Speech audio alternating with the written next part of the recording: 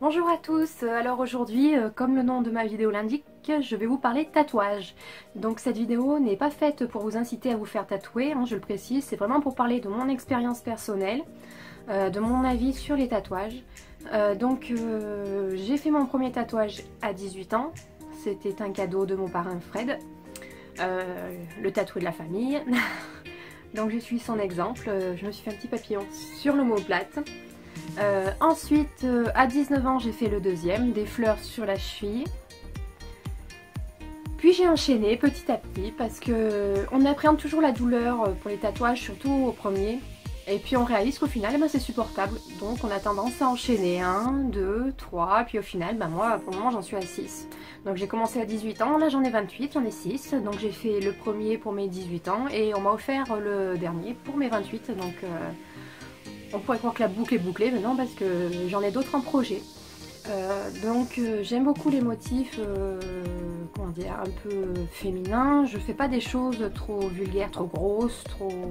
Enfin, à part le dernier, il est gros, mais il reste très très fin, donc c'est pas choquant pour moi. Pour moi, les tatouages doivent avoir une signification. On fait pas quelque chose parce que c'est à la mode, parce qu'après on s'en lasse, et puis au bout de quelques années, on en a marre, on les refait, on fait tatouer par-dessus, enfin bon, voilà. Donc le tout premier, voilà, donc c'est celui-ci, un papillon. Ensuite, donc la cheville, les fleurs, voilà à quoi il ressemble. Ensuite, j'ai fait une autre fleur au niveau de la poitrine, donc celui-ci. J'ai enchaîné avec mon poignet, donc où j'ai fait des initiales. Donc le E et le C, donc pour Elodie et Coralie, donc moi et ma petite sœur, je voulais graver ma petite sœur sur la peau. J'ai choisi la police sur Dafond, après j'ai fait mes modifications moi-même sur Photofiltre et j'ai amené ça à mon tatoueur. Ensuite j'ai fait les côtes, No olvides tu historia ni tu destino, donc c'était une phrase à la base de Bob Marley, que j'ai traduit en espagnol parce que j'ai des origines espagnoles et c'était important pour moi, puis ça changeait un peu de l'anglais qu'on voit beaucoup trop à mon avis. Cette phrase je l'ai faite dans une période de ma vie où c'était pas forcément facile, donc c'était pour me rappeler qu'il fallait pas oublier son passé, mais il fallait pas oublier non plus qu'on avait un destin et qu'il pouvait être plus beau que son passé, voilà. Donc c'est vraiment quelque chose de significatif. Pour moi c'est très important la signification des tatouages, il faut vraiment que ça nous colle à la peau, que ce soit personnel et que voilà, ça marque une partie de notre vie, comme ça dans 10, 20, 30, 40 ans, je me souviendrai toujours pourquoi j'ai fait ce tatouage là, ce qu'il signifie pour moi. Ensuite j'ai fait mon dernier tatouage donc pour mes 28 ans, donc c'était en avril dernier. Donc ce tatouage c'est mon tout premier tatoueur, donc celui qui m'a fait mon papillon sur l'omoplate ainsi que les fleurs sur ma cheville et celles sur ma poitrine. Je suis retournée le voir parce que franchement c'est un super bon tatoueur et j'ai beaucoup plus, je suis très à l'aise avec lui comparé au tatoueur qui m'a fait le lettrage ici ainsi que sur les côtes. C'est un bon tatoueur aussi, ça je le nie pas, mais voilà, on n'est pas forcément à l'aise et moi je veux être à l'aise avec un tatoueur, voilà. Donc je suis retournée le voir et en plus je savais que vu que c'était lui qui m'avait fait celui-ci, il pourrait faire quelque chose qui choquerait pas à côté, voilà, que ce serait le même style, voilà.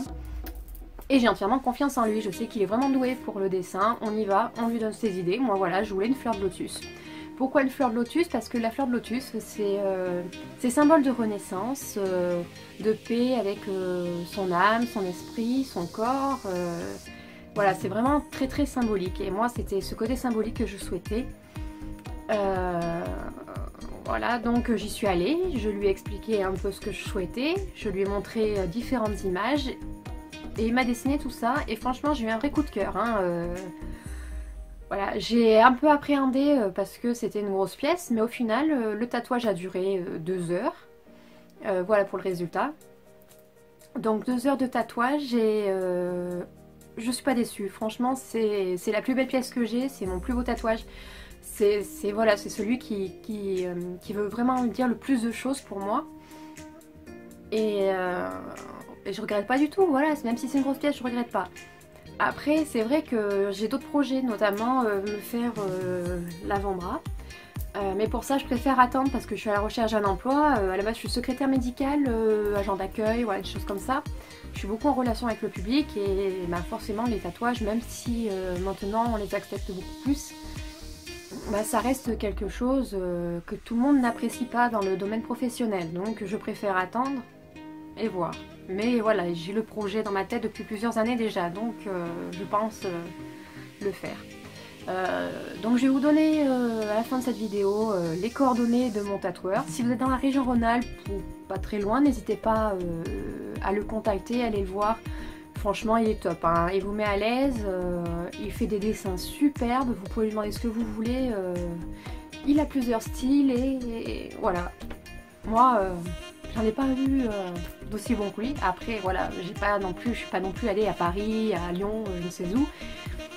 Mais pourquoi aller plus loin quand on trouve quelqu'un qui tatoue aussi bien? Donc voilà, et j'espère que cette vidéo vous aura plu. N'hésitez pas à vous inscrire à ma chaîne pour me soutenir et m'encourager à en faire d'autres. Voilà, je vous embrasse.